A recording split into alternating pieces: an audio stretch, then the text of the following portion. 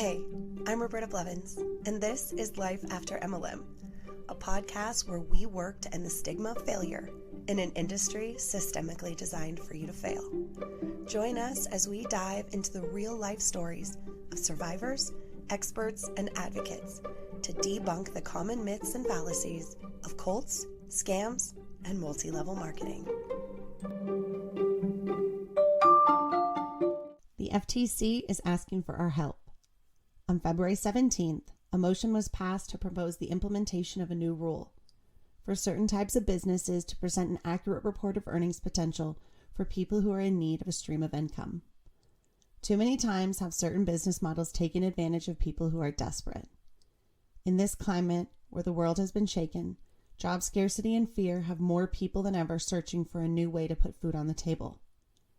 Too many times have people been misled by false or deceptive earnings claims. The business models in question include delivery services, online business coaches, and most importantly, multi-level marketing. The purpose of the FTC's proposed rulemaking is to prevent more people from being scammed into funneling their money into a business opportunity without all of the facts beforehand. If this rule is implemented, it could help hundreds of thousands of people, keeping many from going into debt or getting involved in situations they cannot financially maintain. In the world of anti-MLM, our biggest goal is to educate and inform. This rulemaking could change the game for potential victims of multi-level marketing schemes. The FTC has given the public 60 days to submit comments on this proposal before making a final decision. If you or a loved one has been personally affected by false money-making claims, tricked into a business opportunity that didn't make the earnings potential clear up front, now is the time to use your voice and tell your story. We need your help to sway the FTC's decision on this proposed rule and help craft the new regulations that multi-level marketing companies will have to abide by in order to avoid future civil suits. For more information on how to submit your public comment, please visit www.mlmchange.org. I am so excited to announce my acceptance of the nomination for Woman of the Year for the Leukemia and Lymphoma Society for 2022. Man and Woman of the Year is a philanthropic competition to support blood cancer research among a group of motivated and dedicated individuals in communities across the United States. Candidates like me form powerful fundraising teams and compete in honor of 2 local children here in San Diego who are blood cancer survivors. Leukemia is the #1 childhood cancer, and this year we're fighting for Avila and Marco. Did you know that currently there are only 4 types of cancer treatments for children? And they aren't even children's doses. They're basically just watered down adult doses. Because of these and other factors, 80% of childhood cancer survivors will develop lifelong chronic health problems. At the risk of sounding like a Hun, I would love to ask you to join our team as we raise money to help fund the research for blood cancer, develop treatments for all, and find a cure. Visit robertablevins.com and click the LLS tab for more information on how to donate, sponsor, and be a part of our team. Welcome back to another episode of Life After MLM. Today we have a special guest. We're going to be talking about a variety of topics, but mostly skincare and MLM skincare and all of that as well. But I would like to welcome to the show my friend Devyn MacArthur of Pure Skin OC. Hi, Devyn. Hi. It's so great to have you. We've been trying to connect for so long. And this month has been a total nightmare. We finally were able to connect. I am so excited that we're sitting here talking and we finally get to have this conversation. We're here. We did it. So Devyn and I met on social media. She reached out to me because a lot of people were making comments about the color of my nose and the redness in my skin. It was very interesting. I have acne rosacea. If you've followed me for a second or you've seen me on social media, you probably already know that. There was a good portion of time back in, I want to say it was like the fall or the summer or something, I don't remember, where people were really going hard and asking a lot of questions like, what is wrong with your skin? And it was really obnoxious. I addressed it in a few comments. but then Devyn reached out to me and she was like, hi, I have a solution for you. So that's how we met. And I'm so thankful that Devyn came into my life. We worked on a routine for my skin and she sent me some incredible products. And I am happy to say that I have not had any nasty red nose comments since then. So thank you so much, Devyn, for helping me balance out my skin and get it ready. You were a literal angel on social media who came in, swooped in and helped me. So I really appreciate that. For me, like, I don't want to say it was bullying because I don't really feel like people were doing it intentionally. And I think a lot of people are just really curious, but like we were saying earlier, I feel like somebody who maybe wasn't as strong would interpret that behavior and those comments as bullying, and somebody who isn't in the right headspace could have interpreted those badly. And I know we've talked about bullying on Life After MLM, the show, and things like that, but it is something that happens, and it was something that I experienced. Do you see a lot of that kind of stuff on social media too, where people are kind of bullying people about their skin or what they look like? I do, and I find it so unnecessary because I don't understand it, and I don't think that people realize how sensitive that people can be about their appearance. And I think that we have to be more sensitive to it because we don't know what people are going through. We don't know what people are battling. And maybe that is something that you were really sensitive about. And maybe this is a brave moment for you. Maybe you putting yourself on social media was something that you had overcome.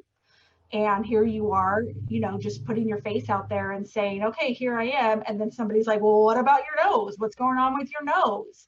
Like, nobody needs that. And for somebody to point it out, or multiple people to point it out, I don't understand it. And I really do find it unnecessary because even if they didn't mean anything bad about it, I still feel that it's unnecessary. Unless they were trying to maybe solve a problem for you. I don't understand it. It's just not a place that I come from, so I don't understand it. And I just find it unnecessary. And, I think genuinely it probably most times stems from a place of curiosity. Like, why is your nose red? Or why does your eyebrow do that? Or, how come your jaw is kind of crooked? And people are just really genuinely curious about things. But I think we also have to understand that, like, your curiosity, it doesn't warrant a response. Just because you're curious about it doesn't mean that you need to open your mouth and ask that question. Right. I think I'm also a bit more cynical than you. I don't think that people are always coming from a good place. That's probably true. Maybe some of them are, but I think that too many people are coming from a bad place. I mean, that saying of like hurt people, I think is often too true. And I think, I know that sometimes if I'm in a bad mood, and I go on social media, sometimes I think thoughts and I'm just like, oh, you're dumb. But I don't actually go on there and say that. I just think it in my head. And I think people, unfortunately, will go on there and then type that. And I just think we need to maybe hold back a little bit and maybe not actually type everything that we think, because we don't always need to be mean just because we feel like being mean, or because we're in a bad mood, or whatever the feeling is. Sometimes it's okay to just like not do it. Yeah, let's leave that as our inner monologue. Right? Exactly.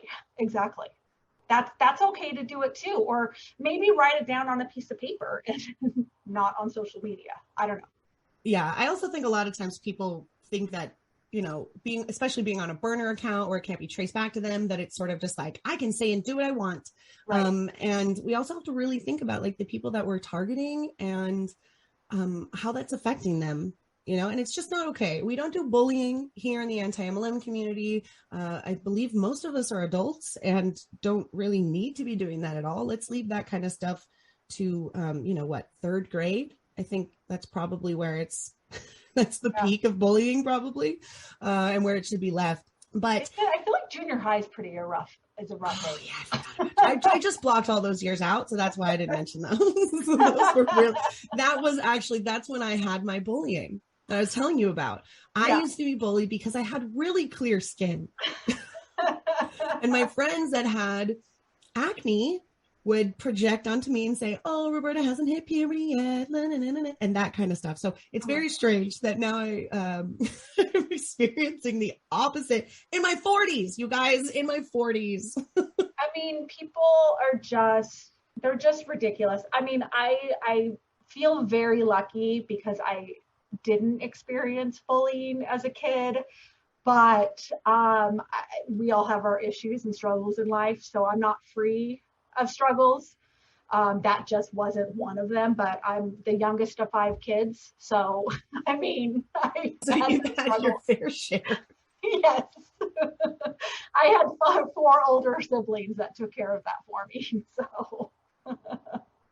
Wow. So Devyn is an esthetician. She's been an esthetician since 2012? Yes. 2011. Yes. And I'm sure you've seen all kinds of stuff. Yes.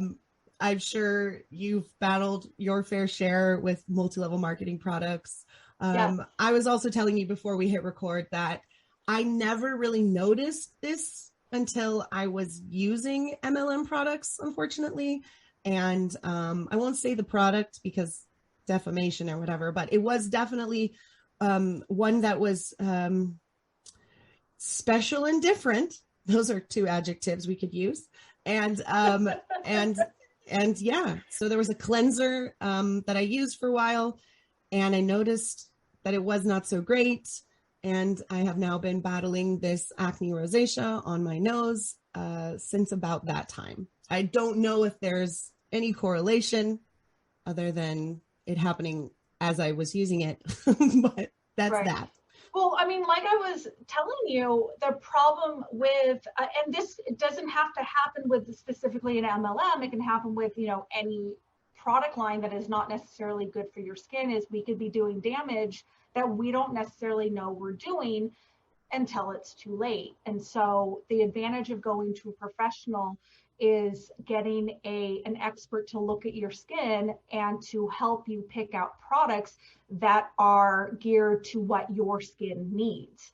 And so when you come in, especially like when I have a new client come in, I can look at their skin and immediately know if their barrier, what we're looking at, superficially, I can look at whether it's damaged or not.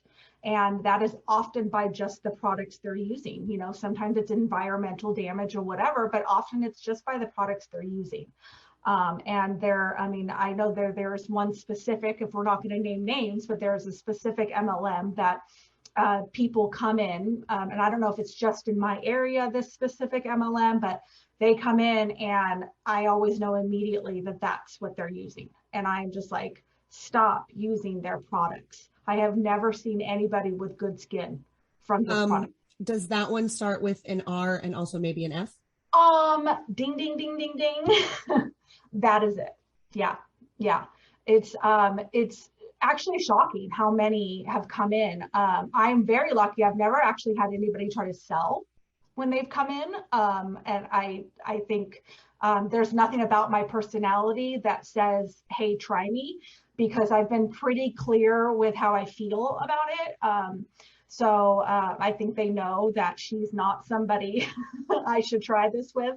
But their barrier is usually pretty damaged. And it's definitely fixable, but not if you continue to use the products. So my guess is if that is indeed what happened with you, it makes sense, because then you create a problem. And if you're continuing to use it, then you're damaging the skin. And then you're damaging it, not just at like a superficial level, but then you're continuing to damage it, and it goes deeper and deeper and deeper.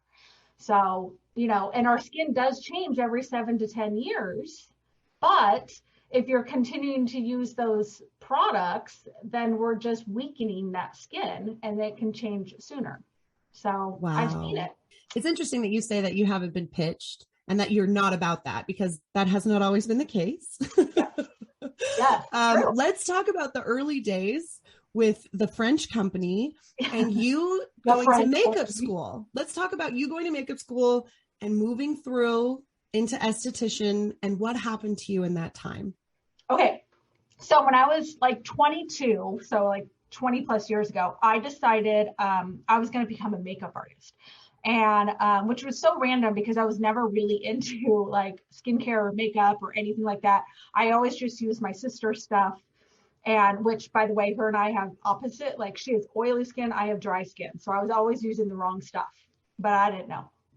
So I go to makeup school, and it was a really intense makeup school. But we learned a lot about skincare, and I kind of really liked that.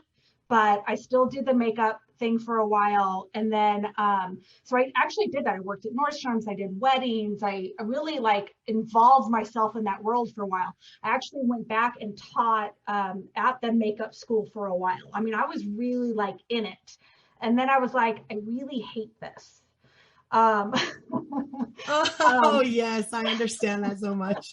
Because it's very like makeup is it's very individual, and so like the way I was taught to do makeup is like it's based on the angles of your face, and this is the whatever, but the way you do your makeup is based on what you like, and I respect that. I understand that. But it just wasn't for me, and so I decided I got to figure out a way to do skin without becoming an esthetician, because I was like, I'm not popping pimples. That's so funny that you say that. I actually got into cosmetology because I wanted to be a makeup artist too. Oh. And I feel the exact same way about makeup that you do. And I used to do weddings and photo shoots, and I even did like film and things like that too when I lived in Los Angeles. And it was fun, but I hated it. I hated it. Yeah. And bridezillas are not great. I worked in Santa Monica, so that was a lot of destination weddings. We did that kind of stuff. And I actually had to hire a makeup artist because I hated it so much. Yeah. And yeah, now if I've got friends that are like, will you do our hair and makeup for this event? And I'm just like, only because you're my friend and I love you. Please don't tell anyone else that I do this. Yeah. See, I won't even take it now. Like I will absolutely not do it. As an esthetician now, I'm glad that I have that makeup background because I have been able to help. And I have a good connection to that world. So I'm able to like refer out, but zero interest, like less than zero interest. I remember the last wedding I did, just thinking like, I would get a stomach ache. And it was good money. I mean, you make good money doing weddings and stuff like that. But I just hated it. Like there's no, and I don't even like to use that word because it's, I don't like to use it, but there's no other way to describe it. I hated it. There's no joy. And you're just dreading it. Yes. And I didn't even really have a bad experience. I can't even say that I had a bridezilla. I didn't. I didn't have a negative experience. I had great experiences. I just hated it. And there's no reason for it. I just did. So I was like, I have to get out of this. I got to find a way to do skin without having to pop pimples. And so I was starting to like, maybe I can like kind of teach people how to take care of their skin. And so then I was trying to find like, let me kind of do classes or something. And like, maybe I can like teach makeup, teach people how to take care of their skin. So I was kind of doing that. And then like my family has restaurants, so I was still kind of working there. Like I was just whatever, like floundering really. And then I was invited to go to, one of those MLM parties. And I went. I was not well liked at this party.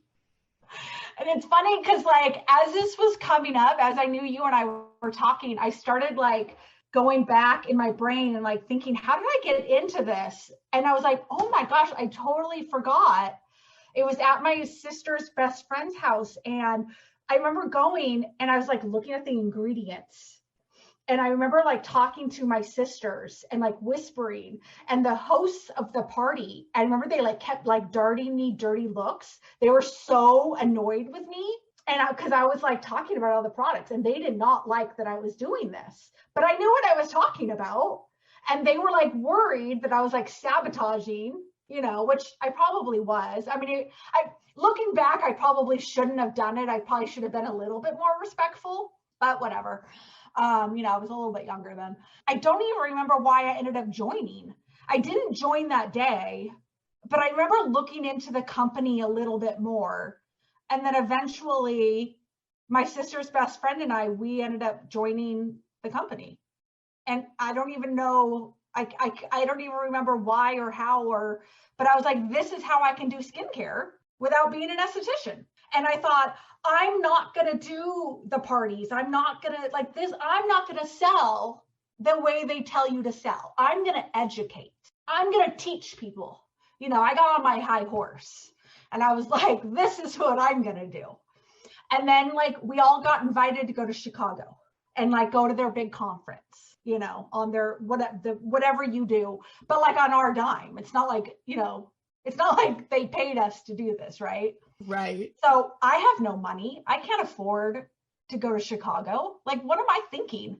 So luckily my dad is amazing and like gave me like his airline miles. Cause he's like, I'm also not paying for you to do this, but my dad doesn't travel. So he let me use his airline miles. And like, we like shared a hotel room, whatever. There was like 4 of us who went. And like, I remember we go to Chicago and like, I remember we did this like conference thing and like, they get you all like fired up and like, you're going to do this. And that's when they give you like, they tell you to write a list of all the people you're going to contact. And they give you all these like goals and you're going to do this and you're going to do that. And I remember thinking like, I don't think I'm going to do any of this because I don't think I'm going to be good at it. Like, I just know myself, but I'm still fired up because I'm thinking I'm going to find a way because I'm really competitive. So I'm going to find a way to win all of these contests that they have going, but I'm going to do it my way. I'm not going to do it their way.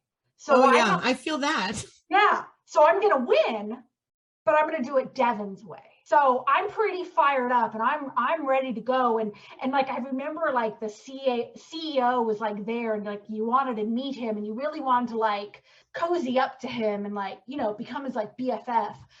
But I just remember thinking at the same time, like, God, this guy is so cheesy. He was this like tall, like white guy. And like, he always wore this like scarf and I don't even know, like he was like, he was like this total nerd in high school.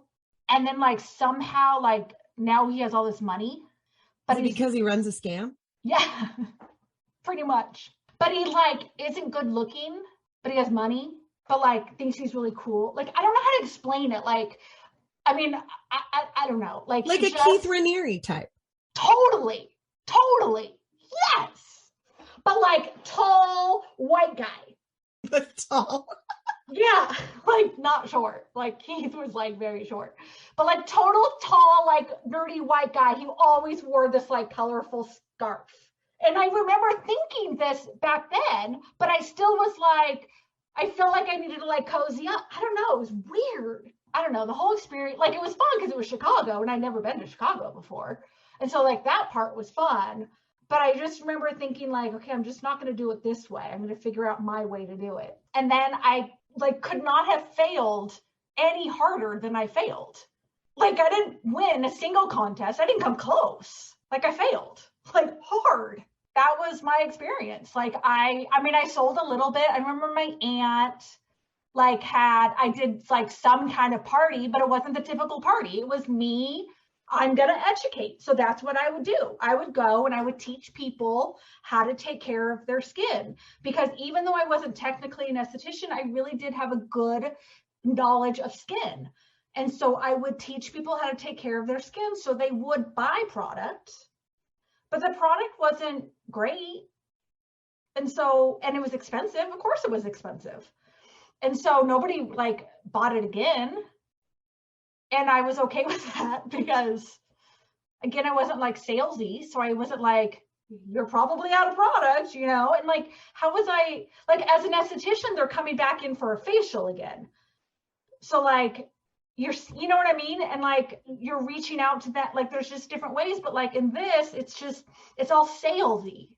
Right. With an esthetician or any type service, you get that customer service, that personal service, that like individualized appointment and experience.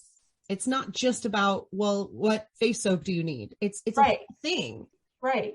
This was not who I was, and I couldn't be somebody I wasn't.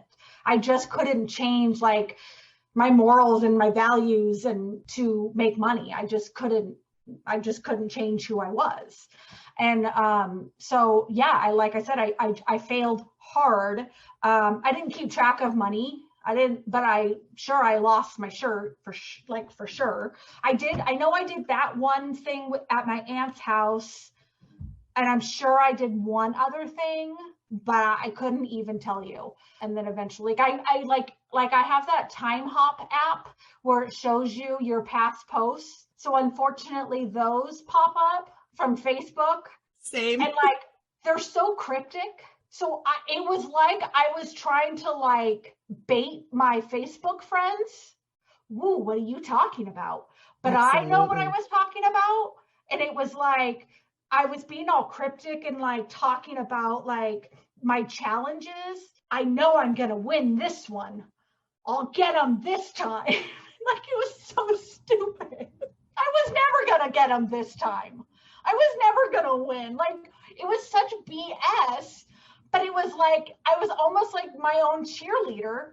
And in a football game, I was never going to win. Like, it was so stupid. Yeah. I mean, that's the quintessential like MLM experience. Yeah. Like, it was so dumb. But never say never, but I don't remember like really reaching out to people. Maybe I did. I don't remember doing that. I might have done to like my really close friends, but I don't think I reached out to random. So this was a company I had never heard of before. And what was it called? Votravu. Yeah, see, I'd never even heard of this MLM, but wow. Because they're shut down now. Oh, I could imagine.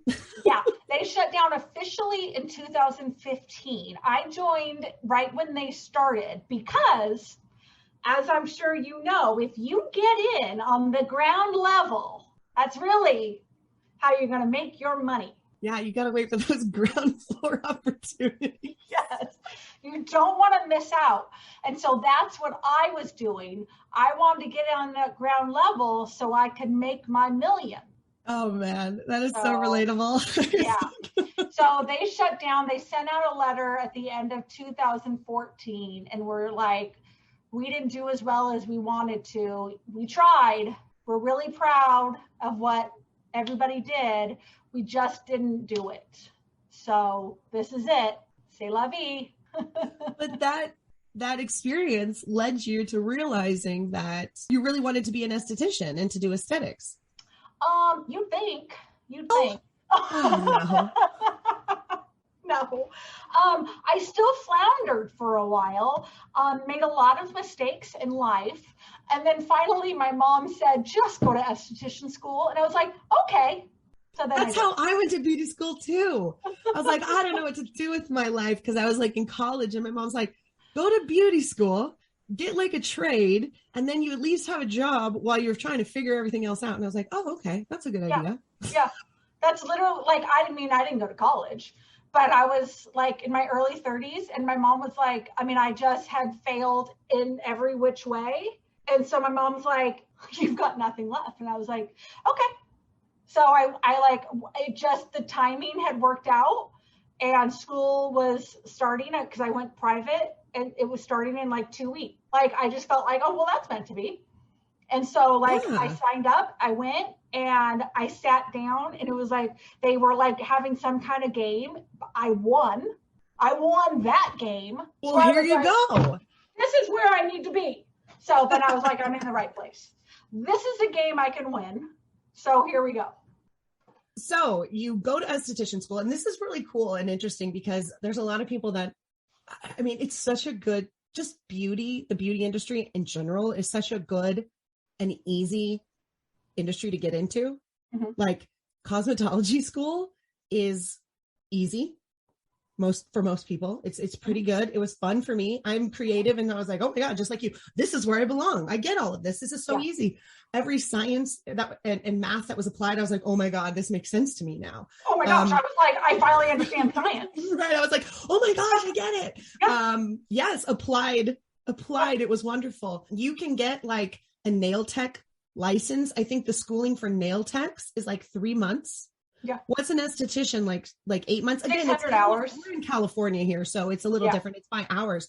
But I mean, my cosmetology was 1,200 hours, I think, 1,600. I don't remember what it was, but it might be 16. It was a long time ago. It was like 22 years ago. So I think it's 16. It took me 10 months, almost exactly. Yeah. So, I mean, you can get a license to do this. Skin, nails, cosmetology is hair, skin, and nails all together. Yeah. And you can do this in less than a year. So for people out there that are like, man, I really liked being in that, makeup MLM or that beauty MLM, and it just was a scam. Like, what do I do? Like, if you really do feel like that MLM sort of introduced you to the beauty industry and you're like, wow, this is cool. There are so many legitimate jobs. Yeah, absolutely. And it's so easy to get in. Yeah. And it's fun while you're there, and you meet great people and you learn all kinds of stuff. And here's the other thing. With a license, you don't just have to work in service. You could be a manager of a place. You could run a beauty supply. You could work at a beauty supply. You could go into education and do product knowledge education in salons. You can do hair cutting education. You can work in a beauty school. Like, it is incredible. And it is such a wonderful opportunity for people who like that field already. And there's a lot of people that are people like me that I don't really do as much hair as I used to. It's the industry is always churning. The more the merrier. There's always salons opening up everywhere. And again, like I said, there's so many options. So people come to me and they ask, like, what do I do if I leave my MLM? Beauty school is a great option. And when I went, I was single. I was like 19, 20 years old. I really didn't have any responsibilities. And so I was able to push through and get it done as quick as possible. But they have night school options as well. If you're a mom, if you've got kids, if you've got a normal job that you can go to the night school. It's going to take you a little bit longer, but it's a viable option. And it is a really great industry. Right. Yeah. I mean, I moved back home. I mean, I still don't have kids, but like I moved back home. And then I stopped working for my dad. And then I just went and I was out in 3 months. I mean, it was like the fastest ever anybody had done it. And like, I got an externship because I was like, I'm an adult. Like, I need to get in and get out because this is what I want to do. And I need to start my life. I need to start my career. But so I did it fast. And people are always like, oh, I'm too old. I'm like, no, I was in my 30s. I know people who are in their 40s and their 50s, their 60s. Like, it's never too late. The only thing that you need to make sure that you have is a good work ethic. Because people think that like, oh, okay, I'm licensed, I'm ready to work. And it's like, well, no, you have to work hard and you have to want it. And you know what I mean? You have to have the drive. And, and then people are like, okay, well, I've been doing this for 3 months now and I just don't have the clientele. I'm like, well, 3 months is not very long. So keep pushing. Right. Keep going. Yeah. And again, like, especially for that, like if there are people that really do need the money as fast as possible, there are quick service places. There are places like Supercuts and Great Clips and things like that. Yeah. There are also skin places like that. European Wax Center. There's Massage Envy. There's all those places out there where you can go and you just get your quick jobs and in and out, whatever. And then there's places that you can, do and start your own. It's whatever route you want to go, but there's really something for everyone. It just kind of depends on how you want to start. And if you don't have the money to start out on your own, then you start at one of those like ready to go places and then you build, but there's a way to do it. You just have to do it. And listen, I'm 10 years in and I still work my butt off on social media. I'm still trying to find new ways. Like I'm trying to build now on TikTok. I have 200 followers. That's nothing. That's ridiculous. It's all a slow build and you just have to keep pushing. And it doesn't matter how many years you're into it. You still have to find new ways to build clients. You just do. Absolutely. And that's so similar to MLM. But the difference here is this is a legitimate industry that will actually take you somewhere. You will build a skill. You will create relationships. And it is something that you can do. I've been doing it for 21 years. Mm-hmm. Well, and all the money's mine. All the money is mine. I don't have to like give it to my upline or like meet a quota every month. I mean, I have to pay my bills every month because I don't have a husband or anybody to like rely on, but like it's all mine, and like I just have to like pay my bills, but like I don't have to like meet a quota. Right. Or like meet a quota to stay in the business. Absolutely. Some weeks I'm like, you know what? I don't have any clients. I guess I have the week off. You know what I mean? Like it happens that way. And some weeks I'm so unbelievably busy that I'm working these ridiculous hours where I'm like, I can't believe it's 8:00 at night and I'm still here. Like, what is going on? Yeah. I mean, I put a lot of pressure on myself. Like my mom, like I've been like kind of freaking out because it's been slow. And my mom's like, well, that's why you have savings. And I was like, my mind doesn't do that. Like I don't relax because, oh, I have savings. I'm like, what can I do? How can I get clients? You know, how can I got to push my skincare. I got to do my podcast. I have to do this. Like I have to keep going because I don't want to rely on my savings. I need to know that something else is coming up or whatever is happening. I have to keep going. But that's for me. That's not because I need to make my upline happy or because I have to meet a quota or whatever. Like I have to keep pushing because I have to keep pushing. That's my own thing. That's not somebody else. But if I wanted to take a week off, I could take a week off. I don't have anybody pushing me and telling me I have to go do it. So that's the big difference. And so I get really frustrated, even just going through TikTok and everything. And when people talk about MLMs and they talk about, you know, and they compare it to a regular job, it's like my blood boils because I'm like, it's apples and oranges. It's not the same thing at all because I'm allowed to take off a week if I want. I choose not to, but I'm allowed to. You know, and they talk about all the freedom and then they're like, but you can work from vacation. And it's like, that's not a vacation. Right. What are you talking about? You can work when you're sick. I'm like, well, I don't want to work when I'm sick. Like it doesn't make sense to me. Here's a great example. So one of the friends of the show, Danielle, who is the podcast host of From Huns to Humans, just got married. And she's like sending us things or making TikToks. And we're like, Danielle, you're on vacation. She's like, oh yeah. And you know, we're like, you don't need to check in. And it's been really great. And she's actually enjoying her vacation, and her wonderful husband are sending us updates, and it's been fantastic. And she's like, this is so good to know that it is a vacation. And if I post on social media, it's my choice because I want to check in with my friends and my family or like share a funny video. And I'm like, this is what it's about. Absolutely. Enjoy that vacation. Right. It's like the choice and like that freedom, but it's almost like you have to like break that habit from feeling like you have to, and then being okay to let it go.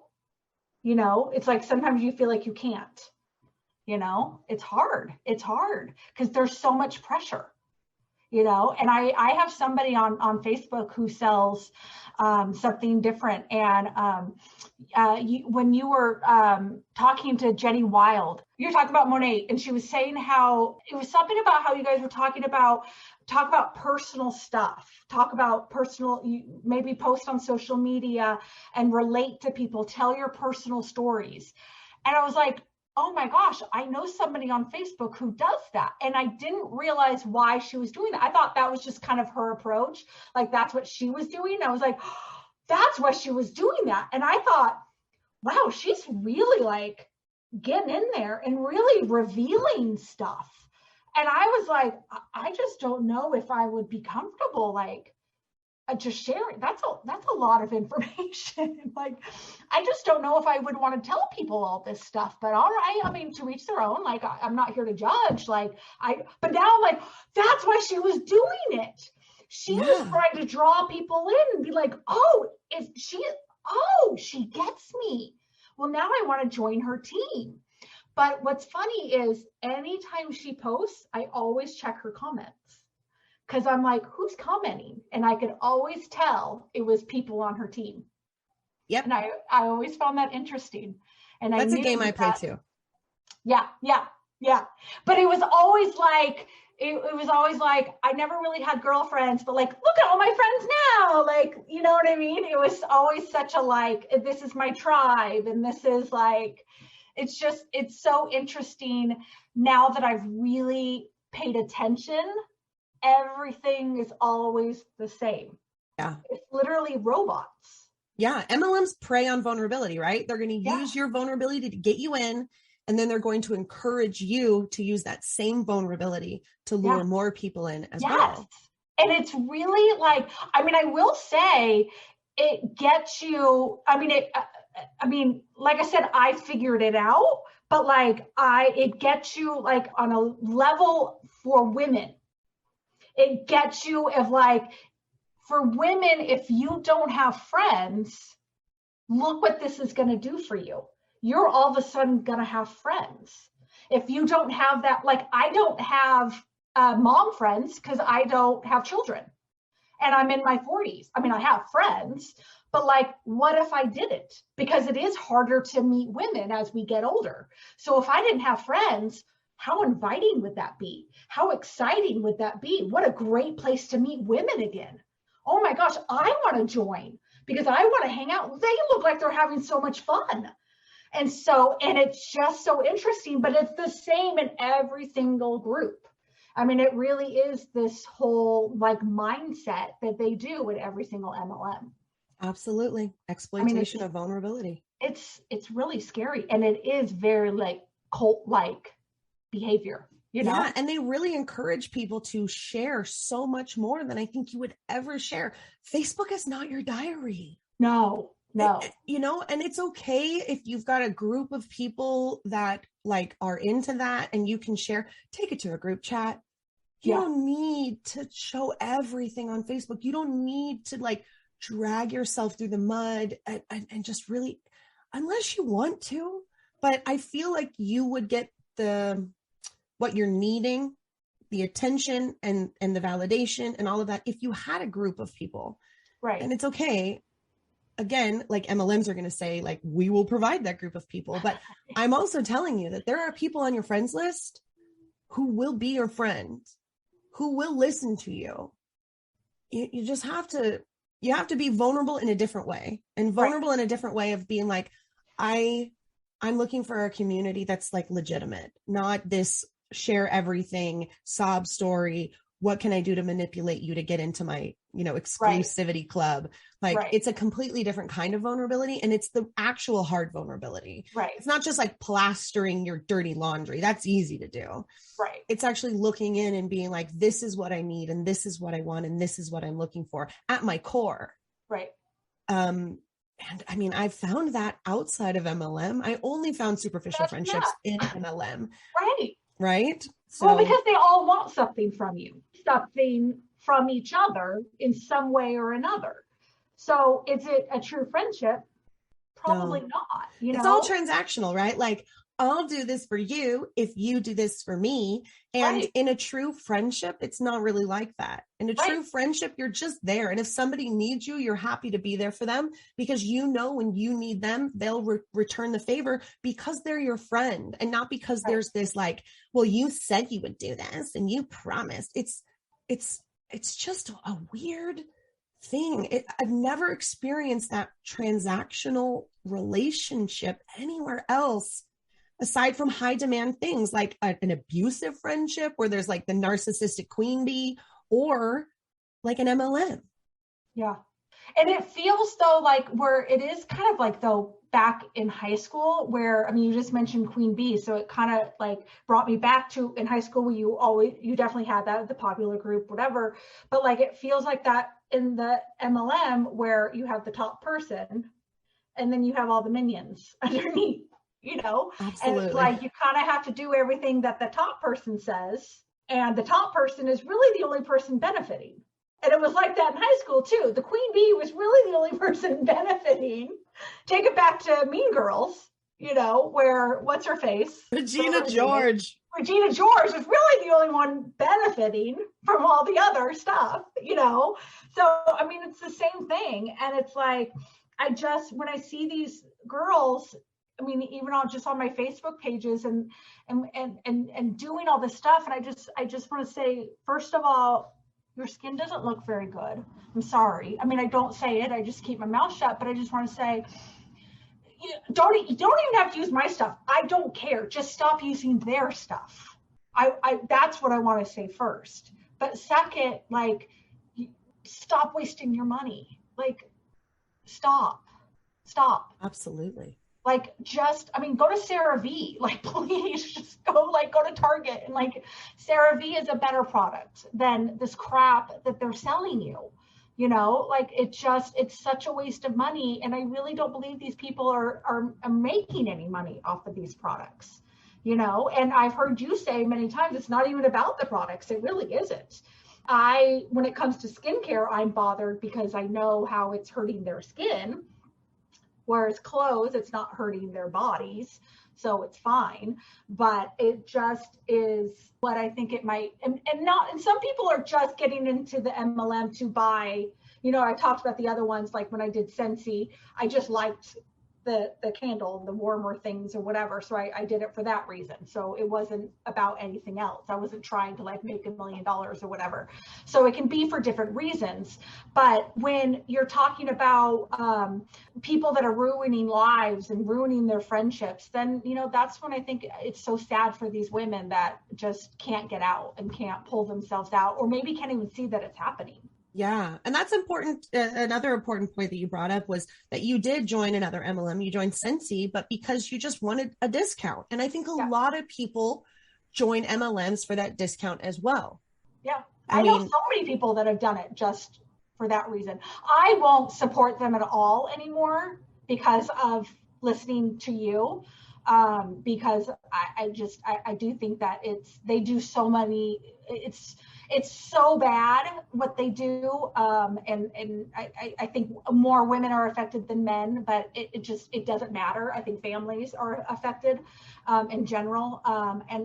So I can't support it for that reason. So I will never buy or whatever. And I can't even believe how many companies are MLMs. Thousands. I mean, you talked about, I don't even remember, you talked about something the other day on one of your podcasts, and I was like, wait, what? That's like, I didn't even know. Like, it was nothing I ever bought into, but I was like, I didn't even know that was an MLM. Like, I don't even know sometimes, because they are sneaky. Yeah.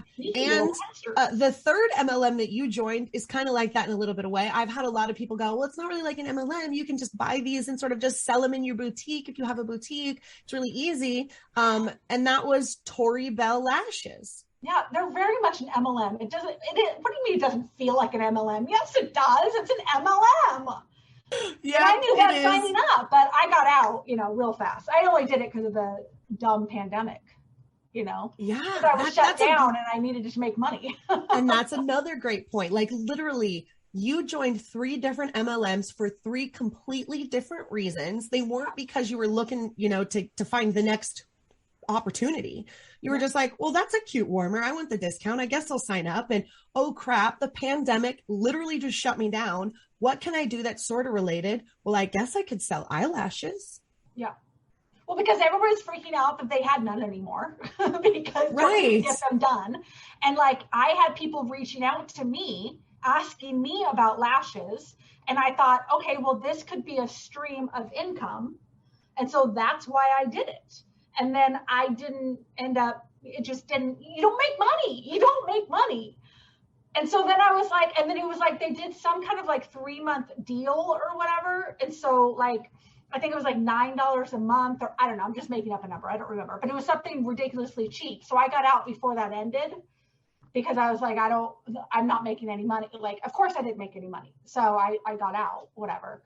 And then I found something else where I could do these magnetic lashes, but it wasn't an MLM. And so I did that instead because it was something quick that I could just get into during the pandemic. And so I got out as soon as I could. But yeah, I just wouldn't do it again. And I wouldn't support or want any of my friends or family, my family never got into it. I'm the only one who's a sucker. So. Well, now that you're out of MLM and we're, in almost year 3 of this pandemic and you have adjusted your business to work for you during the pandemic, which is another reason that you reached out to me. and this whole other faction that you've creatively created because you hit a roadblock in your legitimate business. Can we talk about that? My skincare coaching? Yes. Yes. So I actually had this going before the pandemic. Well, I will help people with their skin. I just pushed it further when the pandemic hit because everybody's like, well, great, I can't go to my esthetician. What am I going to do? And I was really lucky because I had all of this in place. Whereas everybody was kind of scrambling, what am I going to do? I'm shut down. I already had my website. I already had my skincare coaching. I already had an online store. I just was now like, okay, well, now it's available, go, like, here it is. So I was just able to push it out further. And so that's what I was doing. And so basically what it is, you sign up for it. I send you a consultation form, you fill it out. And then we either talk FaceTime or you send me pictures of your bare skin. And then I send you a whole routine, literally from top to bottom, of exactly what your skin needs. And you get to try them out. So you get samples for at least a week and a half to 2 weeks. And you got to try everything. So you're going to find out if you're allergic to anything, if your skin is irritated by anything. And then if you like everything, you get 10% off anything you choose to buy. If you have any questions, I'm available. Most people choose to do FaceTime because they like that conversation. Most people have questions. You know, obviously I'm available for that. But what my clients like the best, and the feedback I get from them is they like that I'm available to them. The consultation doesn't end at the end of the conversation. I still, they will text me, they'll email me, they'll call me, and I'm here to help. So I have people that I helped 2 years ago that will still send me a text message and be like, hey, you talked about this new product. What do you think? Or, hey, my skin is doing this. What do you think? Like, I still help people years later because we still have issues with our skin. It doesn't go away just because now we're on a good, skincare routine. So I make myself available. So people will call me on a Sunday at 3:00 in the afternoon or send me a text, whatever. Most people text me, and I respond. So, you can't do that with a lot of estheticians. So I give my clients a really personal service because I think it's important. So I do that, and I love what I do. So it helps. It's not hard for me to make myself available because I do love it so much. So I love it. I think your service is so cool. When you reached out to me and you were like, hey, I do this. Can I send you some stuff? That you sent me full sizes and samples of things. My skin was like, yes. 2 of the samples that you sent me, they are literally my favorite products of all time. I reached out to you and you got me the full sizes, is the Cactine Moisturizer and the Derma Relief Serum. And I cocktail them if I'm not doing anything else that day. So I'm like, I'm not really going out. I'm staying home. I just need to kind of like give my skin a little food because I have dry skin, which I always thought was oily. And I was very wrong for most of my life. My skin is actually dry, and cocktailing those 2 together as just an easy barrier.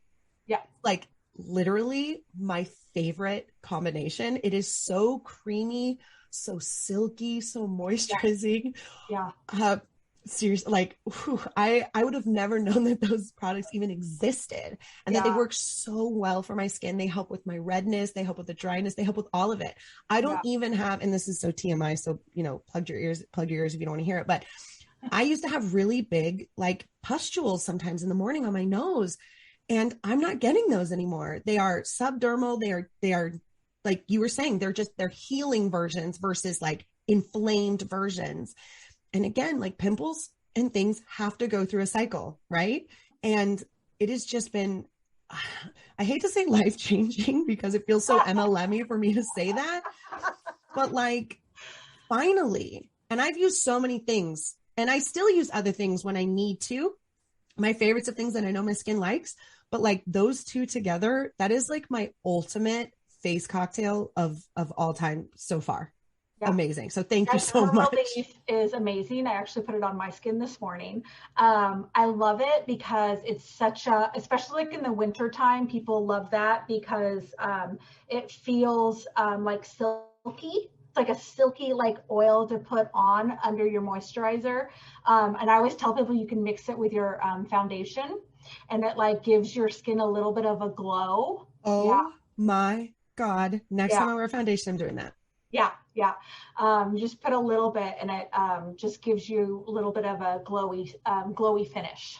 And it probably also would have more slip when applying, so you get a nicer canvas. Yes. And then also because it's going to be so moisturizing, you're not going to get that cakey, dry, patchy look either. Yeah, it's really great, especially if your skin is like dry or dehydrated. But yeah.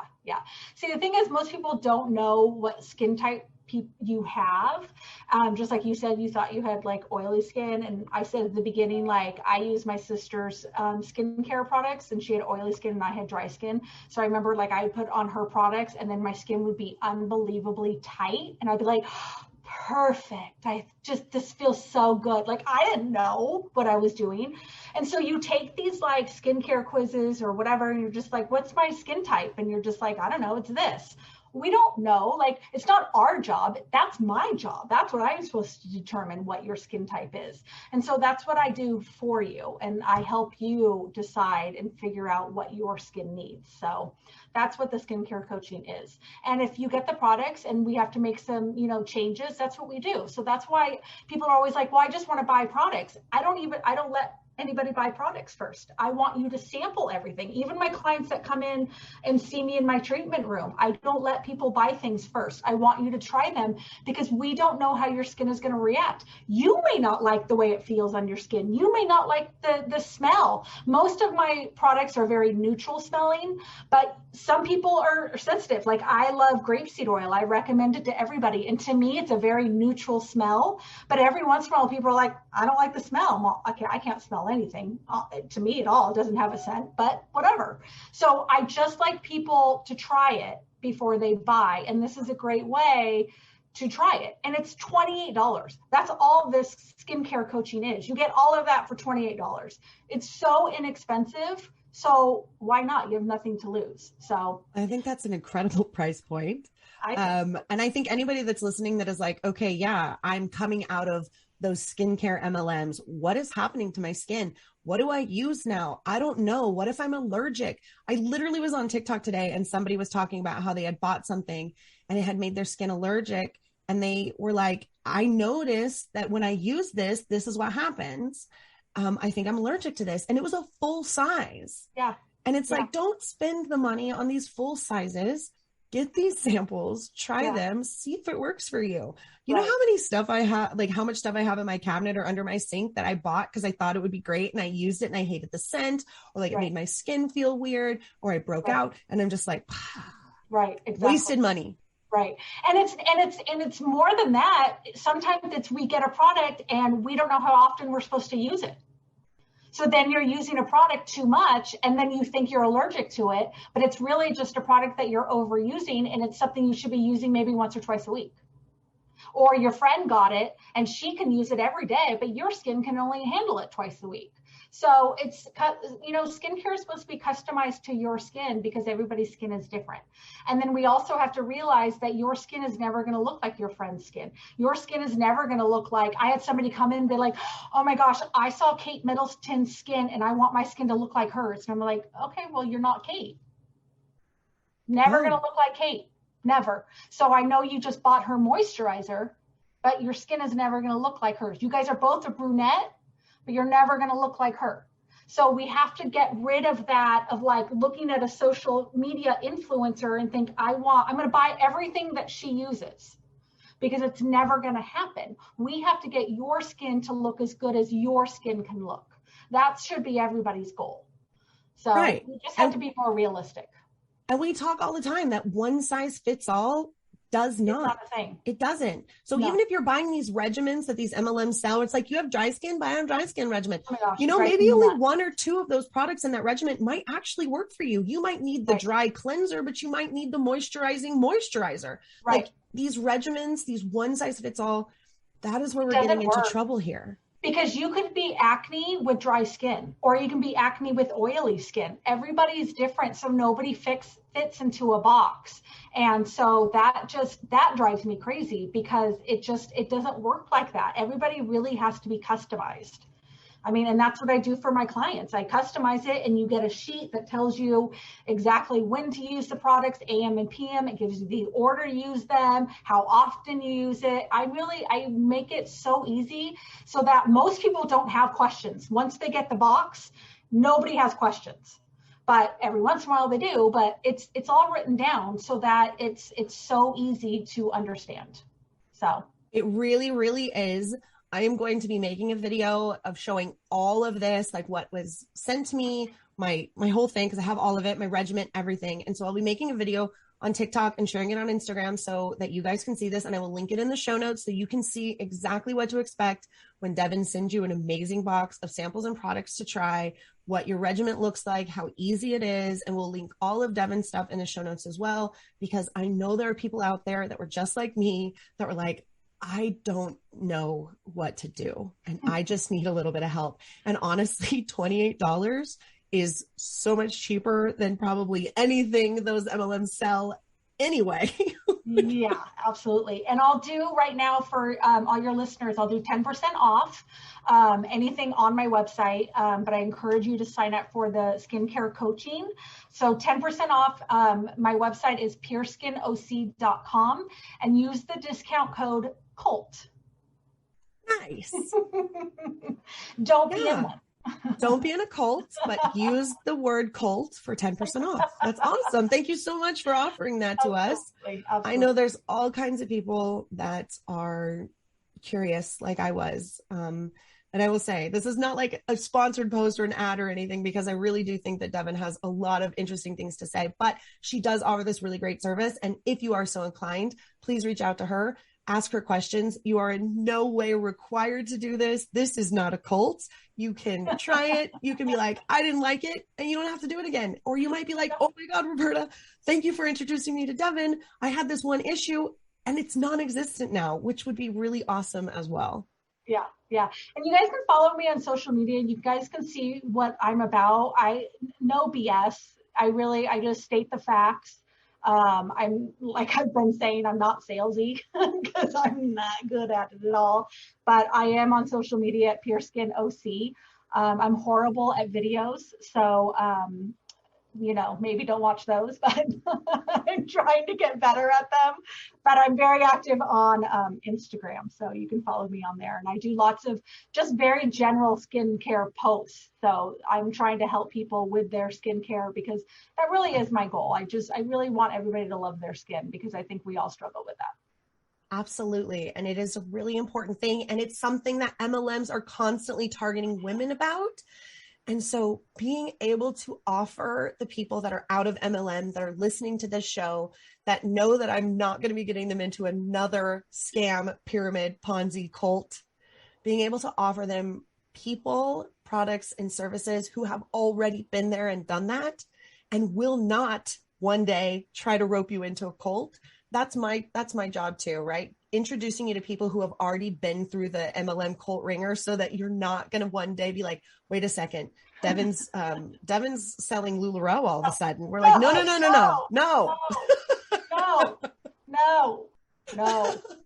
I never even bought one of those things. Those leggings. No, sorry. You're so funny. No. Oh, the cathartic laughing on this show is probably one of my most favorite things. It's also the most favorite when I'm editing and I'm listening to it and we make a joke and then I start laughing out loud and then I hear us laughing in the audio and I'm like, okay, the joke is still funny. I'm still laughing at it like a month later when I edit. Later. No, so it's funny because a lot of the MLM things, like I see and I'm like, why are people buying those things? Like, they're not cute. LuLaRoe was not cute. Are they still around? They are. They are? Yeah. Even after that documentary? Even after all three of the documentary. Oh my gosh. Like, people are like, yes, sign me up. I'll do that. But maybe I would have a different experience. Right. No, my story's going to be different. But I'm not average. Right. Well, maybe they'll think like me, like they're not going to do it the typical MLM way. They're going to do it different. I respect that. Yeah. I mean, if you're listening to the show, you probably have already tried to do it that way, and you have come to the realization, as Devyn and myself did, that it doesn't work. It doesn't. Don't do it. Don't do it. Don't waste your money. Like it's only $99. But don't do it. Don't do it. You could get so much more things for $99 that bring you joy other than joining a cult. I promise. Oh my gosh. Oh my gosh. Devyn, are you ready for some rapid fire questions? I think so. All right. So one word that encompasses how you feel about multi-level marketing. Gross. A warning to somebody or a piece of advice to somebody who wants to join an MLM. Run away. She's like, run away. That's it. That's all I got to say to you. That's it. I mean, that sums it up, right? What is the worst MLM in your opinion as an esthetician? Rodan and Fields. What is the hardest lesson that you had to learn while you were in multi-level marketing? The loss of money. I hate losing money. I hate losing my money. I hate like working for money and then losing my money. I hate that. Yeah, that is, I wish everybody could just see that. I tell people, do a profit and loss. Do you really think you're making money? Could you please just do the numbers really quick? I did a profit and loss with a girl on TikTok today. She was like, but I make money. And I said, how much did you make? And she's like, she told me, she's like, I made, I think it was like $240 or $200 for the whole year. And I was like, how many hours did you work? She's like, I only work 10 minutes a day. And I was like, that's like $3 an hour. And I know you're not only doing it 10 minutes a day. Let's be honest here. $3? Oh my gosh. But babe, you're worth more than $3 an hour. You just are. And then the positive takeaway from your time in multi-level marketing. I learned I will never do it again. The positive was, I think that with everything you learn something. And I think it's always good to have experiences because you learn something. And so, I think maybe if I had done it last year, I might be more bitter that I learned that lesson in my 40s, but I learned it in my 20s. So I'm okay with that. I like that I have experiences because you learn and you grow from them. And I took that with me in my business now. So I'm okay. I'm okay with that. I love that. Learning by example and then leading by example is wonderful. Yeah, and it's good to have stories. Yeah. And you have fantastic customer service. Thank you. I think it's important. Yeah. I don't, if you don't have your own mistakes, then I don't think you can grow as a person or as a businesswoman or anything. So yeah, I'm okay with my mistakes. I love that. Thank you so much, Devyn. It was so wonderful talking to you. Can I make one more point? Because we didn't talk about this, and I think it's so important that when talking about MLMs and with skincare specifically, talking about their before and after pictures. Yes. Because I think it's such a good point to make, because when talking about like social media, and I think that just little girls or even women or I think they're so misled, and I think they're so photoshopped, and I don't want women to think that this is how you fix your skin, or this is how easy it is, because it's just not. Their photoshopping is unbelievable. Tricks of lighting, tricks of makeup, tricks of angling the face, of all of that. It's so clearly obvious.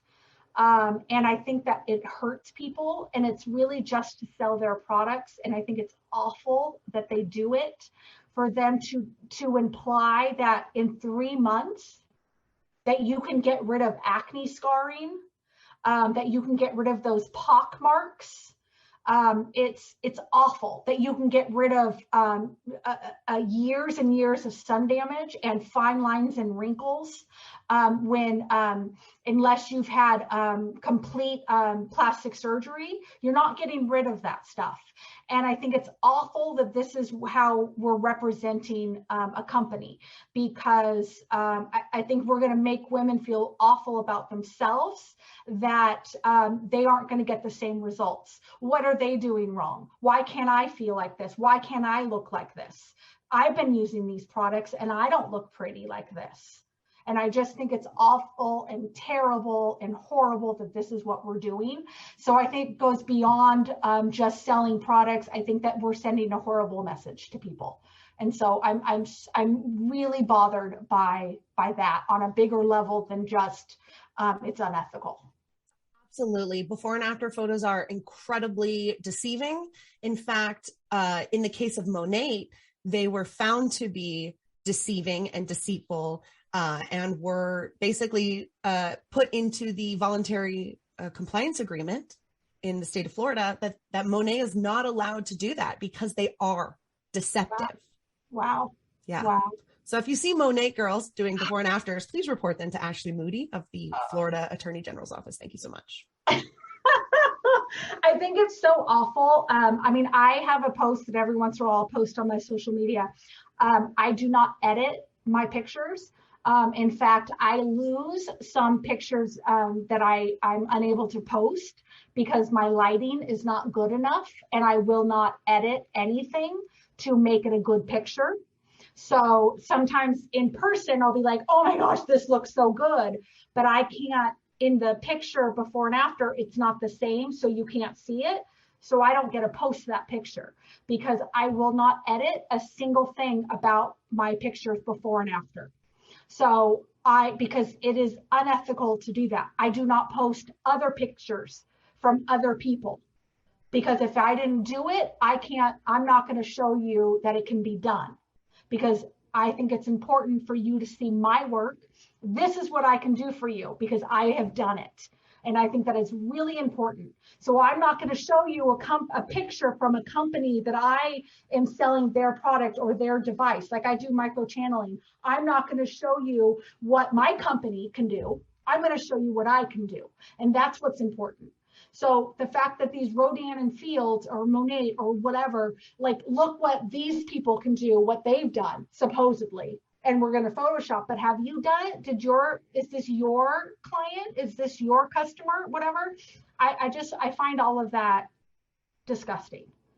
And I'm tired of women feeling bad about themselves. I have nieces, and I'm tired of my nieces feeling bad about themselves because they see all these women and think this is what they're supposed to look like, and they don't. And it's for pictures like this. And I think it's unfair, and I think it's unrealistic. And it's like, can we just be honest on social media? You know? Yeah. Honest and authentic, right? Yeah. I mean, it's like, I don't edit my picture. I rarely post of myself on social media because I'm self-conscious of how I look. And I fully admit that. And you don't see that many pictures of myself, because I feel that way about myself. Well, you are absolutely beautiful. Well, you're sweet. Thank you. But I feel that way about myself. So I'm careful, but it's like, I'm not going to then like filter and be like, oh, this is actually like, oh, I look like this. Like, it's crazy. Yeah. I mean, exactly. I mean, all these like really high angled selfies. Yeah. I mean, like filter to the nines and then people like come to my treatment room. They're like, I don't think you really look like that. I mean, that's insane. They're like, I'm looking for Devyn. You're like, right. That's me. Exactly. Like, I'm not like right now, you see me on video. Like I have lipstick on and I have eyelash extensions on. Like I am not wearing makeup. Like I just don't wear makeup because I want people to see this is really what I look like. Like when they come in the treatment room, I am not in full makeup. I want people to see that like I take care of my skin. This is important to me. And I don't want people to be deceived. And so I think that's important when we're talking about social media. I think this is important when we're showing edited pictures or unedited pictures. I think all of that is important. I think you have to be true to your business and true to who you are. And so these people that are posting these edited pictures, if that's what they're doing, then how can you trust anything that they're doing or selling or saying? Absolutely. I'm off my soapbox. I'm sorry. I'm so glad you hopped on it because it's something that we needed to talk about. So I really appreciate that. Thank you so much for coming on the show. Thank you so much for talking skincare and for offering options for people who are leaving their skincare MLMs and need help. Please make sure you guys reach out to Devyn if you need her. All of the information can be found in the show notes. And again, thank you so much, Devyn. You're wonderful. Thank you. This was fun. Thank you so much for listening to Life After MLM. Don't forget to like, subscribe, and share. And follow us on social media at Life After MLM Podcast and my advocacy at The Real Roberta Blevins. You can find all of the links to the social accounts in our show notes. And if you just listened to that incredible story and you thought, oh my God, I have a story just like that needs to be told, hit me up, therealrobertablevins@gmail.com. I would love to have you on the show to share your story and start your journey in life after MLM. See you next time, Huns.